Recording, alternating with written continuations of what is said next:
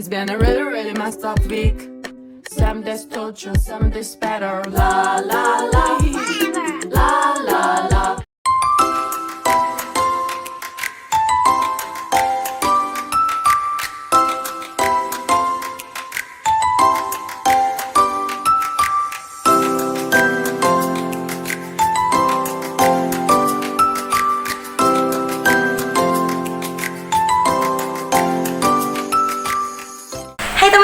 Di video kali ini, kelompok 5 akan membahas tentang hipersensitivitas yang terjadi pada kuda.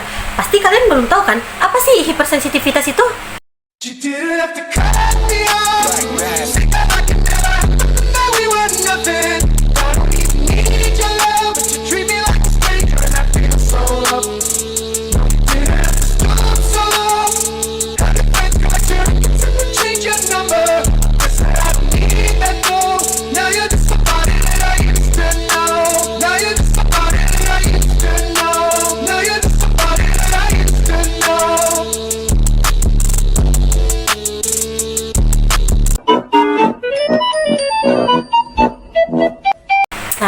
Untuk mengetahui lebih lanjut, silahkan simak video ini.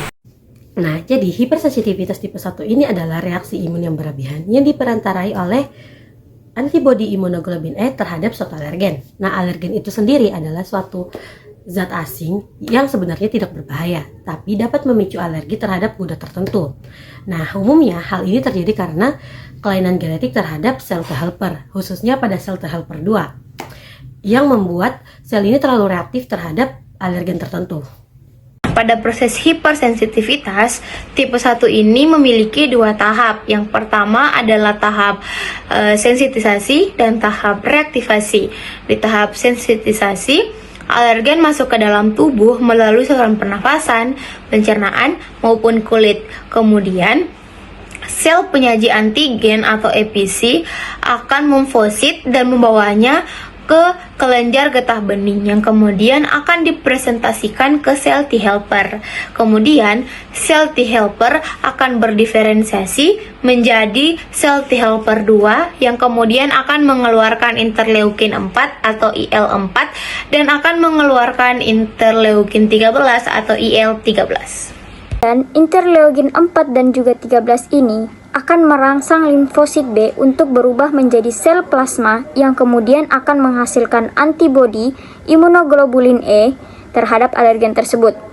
Imunoglobulin E ini akan menempel pada reseptor Fc epsilon R1 yang ada pada permukaan sel mas. Ketika ini terjadi, sel mas menjadi tersensitisasi, yang artinya ia sudah siap untuk merespon apabila alergen tersebut muncul kembali. Dan normalnya, sel mas mempunyai berbagai jenis antibodi. Namun, pada kondisi ini, dia menjadi terlalu sensitif terhadap satu alergen spesifik.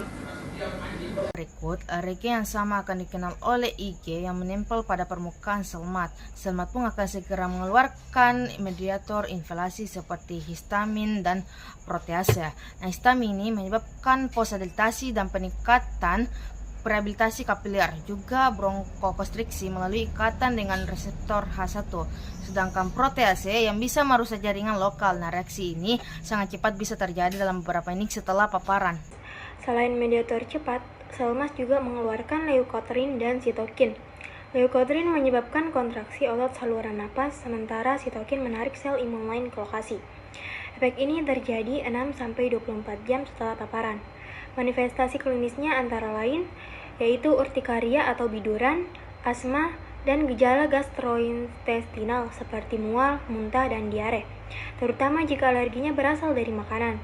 Dalam kasus parah bisa terjadi shock anafilaktik, yaitu reaksi alergi sistemik yang menyebabkan penurunan tekanan darah, obstruksi jalan napas, dan edema laring.